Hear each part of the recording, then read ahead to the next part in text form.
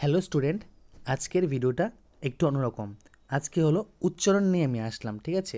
দেখো, উচ্চারণ কি?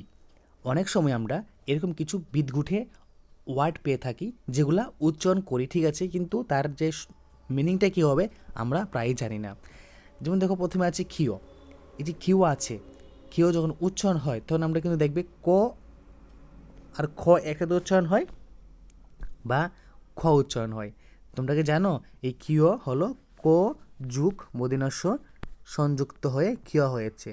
এটা তোমরা কোথায় পাবে?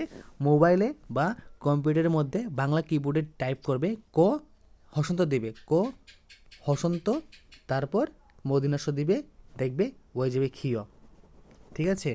ক হসন্ত কি, ক হসন্ত মূর্ধন্য দিবে, তাহলে কী হয়ে যাবে? ক্ষিয় হয়ে যাবে। তো উচ্চারণে কী হয়? খ বা ক খ, ঠিক আছে? তাহলে তোমার একটা এক্সাম্পল কী আছে? ক খ, ক খ, ক ক খ, ঠিক আছে? ক খ, এটা উচ্চারণ আসছে, ঠিক আছে? ক খ। তারপরে এই গ, এই গ উচ্চারণ কী থাকো? গ উচ্চারণের যে যুক্ত অক্ষর হলো বর্গীয় আর নিয়, ঠিক আছে? বর্গীয় ইয় হলো কি? গ। তো উচ্চারণে কী হয়? গ বা গ গ, ঠিক আছে? এই গ জফলা হয়, নাহলে গ গ হয়। যেমন দেখো, বিজ্ঞ, অজ্ঞ, যজ্ঞ, ঠিক আছে? নচ, ঠিক আছে? এটা কি? নচ। নচ উচ্চারণ কীভাবে হয়? নচ উচ্চারণ হয় কিন্তু নচ নচ, কিন্তু আমরা কীভাবে লিখি? নিয় যুগ চ, কী হয়েছে? নচ, ঠিক আছে? যেমন এক্সাম্পল, বঞ্চনা, কি? বঞ্চনা। তারপর নছ, নছ, এই নিয় আচ্ছ, কি? নিয় আচ্ছ যোগ করলে কী হয়? নছ। মনে রাখবে, এই উচ্চারণগুলো এখান থেকে শিখে রাখো, তোমাদের লাইফ টাইম কাজে লাগবে। তাহলে এক্সাম্পল, লাঞ্ছনা, লাঞ্ছনা। তারপরে অঞ্জ, অঞ্জ, নিয় আর বর্গীয়, ইয় আর বর্গীয় কী হয়? অঞ্জ, মানে অঞ্জন, কেমন নাম হলে অঞ্জন। তারপর শন, এই যে মূর্ধন্য আর দন্তান্ন মিলে কী হয়? শন। তাহলে কী হবে?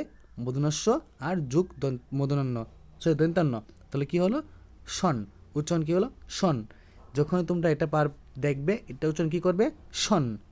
কী শন হবে? মূর্ধন্য শন, কিন্তু তালেবাস্য দন্তান্ন শন, উচ্চারণ হবে শন, ঠিক আছে? তুমি দেখো, এটা হবে কৃষ্ণ, এটা কৃষ্ণ এভাবে হয় না, এখানে কৃষ্ণ হবে এভাবে, কৃষ্ণ এভাবে হবে না, করিকার মদিনাস্য দন্তান্ন কৃষ্ণ, ঠিক আছে? কৃষ্ণ, কৃষ্ণ, শন, শন, আসেনি? এ দেখো, কৃষ্ণ,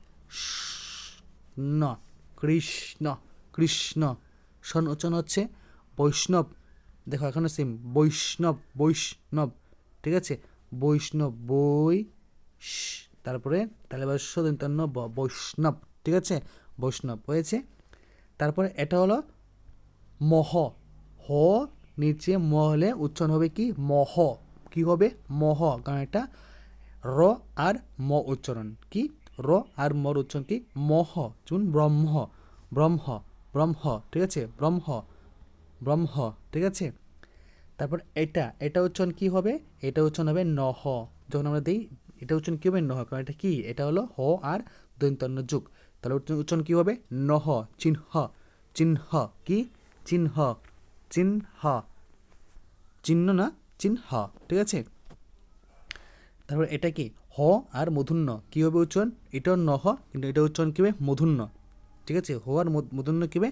অপরাহ্ন, অপরাহ্ন হ, ঠিক আছে? অপরাহ্ন হ, অপরাহ্ন হ। হর নিচে ল থাকলে কী হবে? হ আর ল, তাহলে উচ্চারণ কী হবে? লহ। আলহাদ, আলহাদ, আলহাদ, আলহাদ, মানে আগে ল উচ্চারণ হবে, তারপরে হ উচ্চারণ হবে, আলহাদ, ঠিক আছে? স, দন্তস্ব আর ব সংযুক্ত হয়ে কী হয়েছে? তালেবাচ্ছ হয় উচ্চারণ, তাহলে কী হয়?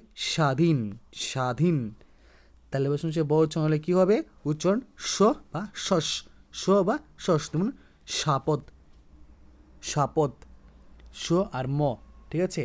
স আর ম উচ্চারণ কী হবে? তালেবাচ্ছ আর ম উচ্চারণ কী হবে? স। কী হবে? শ্মশান, অশ্ব, শ্মশান, অশ্ব। দ আর ব উচ্চারণ কী হবে? দদ বা দ, সংযুক্ত অক্ষর হলো দ আর ব। যেমন দ্বিতীয় বিদ্যান, দ্বিতীয় বিদ্যান, ঠিক আছে? তো এই হলো কিছু ইম্পর্টেন্ট উচ্চারণ যেগুলো তোমাদের জেনে রাখা খুবই দরকার।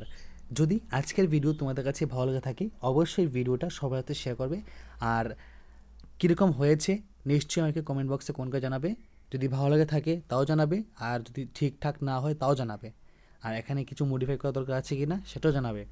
তো দেখা হচ্ছে আরেকটা গুরুত্বপূর্ণ ভিডিওতে। সবাইকে অসংখ্য ধন্যবাদ।